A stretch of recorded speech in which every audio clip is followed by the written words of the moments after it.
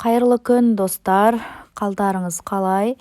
Біз бүгін осындай тақияның зигзаг тігісімен тігілу әдісін көрсететін боламыз. Каналға жазылуды ұмытпаймыз. Пайдалы болып жатса, лайк басып, комментарий жазып, қолдап отыруларыңызды сұраймын. Міне, киілген кезде осындай болып тұрады. Біз бас өлшемі 56 сантиметр. Бұл ересек әйел адамның бас өлшемі болып табылады. 56 сантиметр. Радиусы 10 сантиметр. Біз қазір шеңбер жасауымыз керекпіз. Шеңбер жасау үшін 10 сантиметр белгілейміз. Міне, 10 сантиметр сызық сызамыз. Төменге қарайда 10 сантиметр. Жанына қарайда 10 сантиметр. Оңға, солға, барлық жағынан да 10 сантиметрді белгілеп, қазір шеңбер жасайтын боламыз. Циркуль болса, циркульмен де жасасаңыздар болады.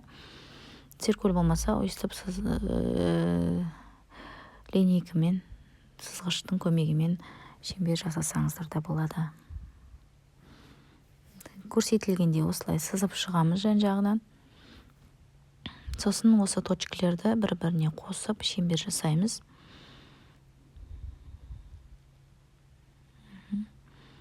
Шеңбер жасаймыз. Осы шеңберге қазір астыңғы жағына ені биіктігі 5 сантиметрлік, ұзындығы 56 сантиметрлік бізге мата керек болады. Міне, биіктігі 5 сантиметрлік, 56 сантиметрлік. 6 сантиметр қылсаңыз да болады, 5,5 қылсаңыздар да болады. Өз қалауларыңызша жасасаңыздар болады. Осы шеңберімізді кесіп аламыз. Бұны біз қазір лекал ретінде қолданатын боламыз. Міне, бізде турецкий матовый велюр. Бастырып, тігіске ешқандай да орын қалдырмаймыз.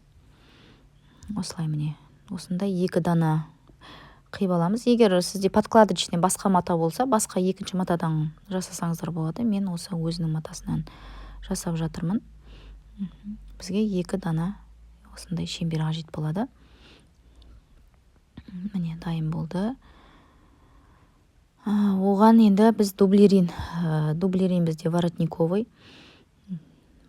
Бұдан да қаттысы болса, тіптен жақсы. Осындай тастай болады. Міне, воротниковый деп сұрасаңыздар болады. Бұны да дәл солай бастырып шеңбер қиып аламыз. 1 штук жарайды, 1 дана бұдан. Енді біз 56 сантиметрлік бізге мата керек болады. Міне, бірінші матамызды тегістеп қиып аламыз шеттеріне.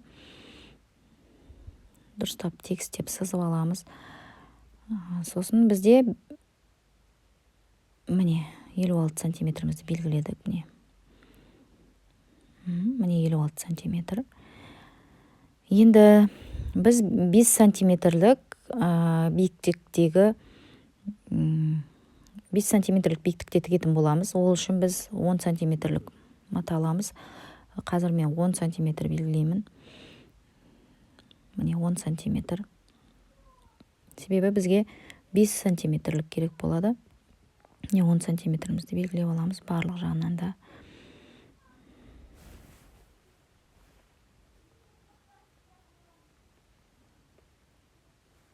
Тегістеп белгілеген жерлердің барлығын қосып шығамыз. Қиып аламыз содан соң.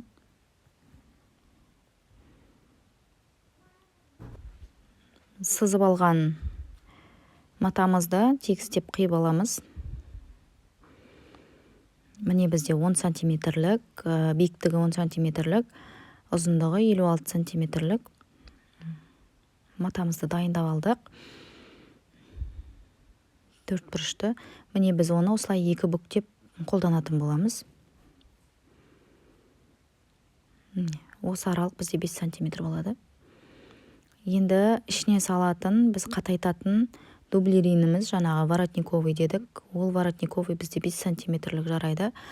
5 сантиметрлік қылып белгілеп, дұрыстап тегістеп, дайындап қиып аламыз. Міне дайын болды. Енді біз қазір ортасына өтектеп алуымыз керек. Біз осылай жақсылап қақ ортасына осылай өтектеп, осылай екі бүктелген күйінде қолданамыз. содан соң мына шеңберіміз бар ғой, шеңберімізді осы бір дөңгелекке, бір шеңберге жаңағы дублеринімізді біз жабыстыратын боламыз. Міне бүткіл выкройкамыз дайын. Енді өтіктеп жабыстырып аламыз.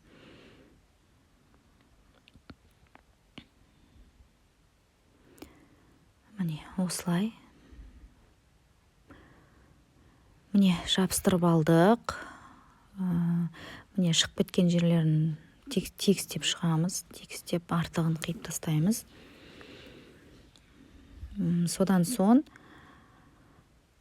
тігіс жүргізіп шығуымыз керек. Біздер шетінен біріктіріп, міне екі шеңберді бір-біріне біріктіріп осылай шетінен тігіс жүргізіп шықтық. Және осыны біріктіріп тоже тігіс жүргізіп шықтық. Және артығын осылай тегістеп қиып тастаймыз. Тегістеп шығамыз барлығында.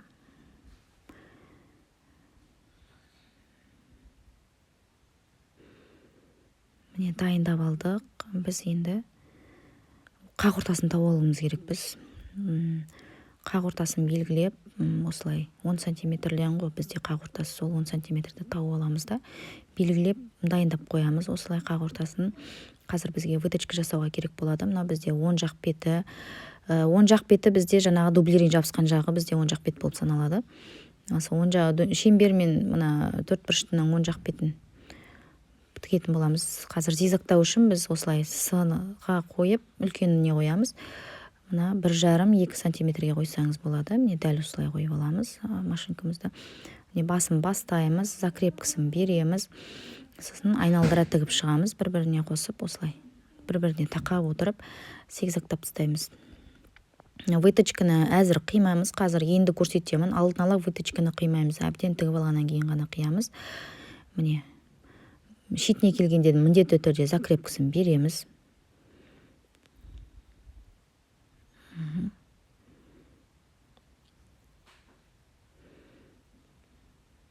Міне осындай болды. Міне біздің тігісіміз.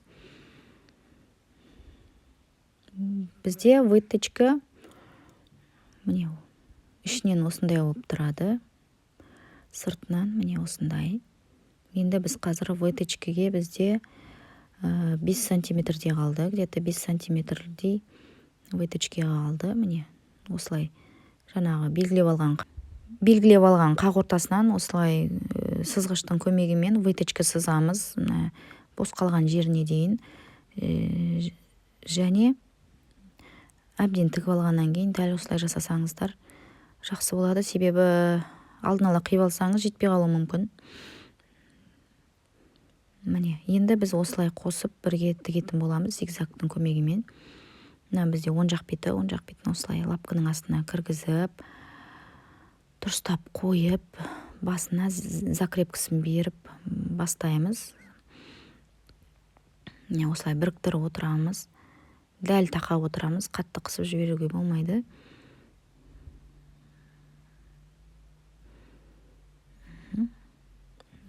Әрбір тоқтаған жерде бізде басталған жер, тоқтаған жердің барлығы закреплену керек. Міне дайын болды біздің тігісіміз. Міне осындай болады. Енді сырып шықсаңыздар болады. Мен сырып шықтым. Сырмасаңыздар да болады. Қалауларыңызша жасайсыздар. Достар, каналға жазылуды ұмытпаймыз. Лайк басайық, комментарий жазайық, пайдалы болып жатса.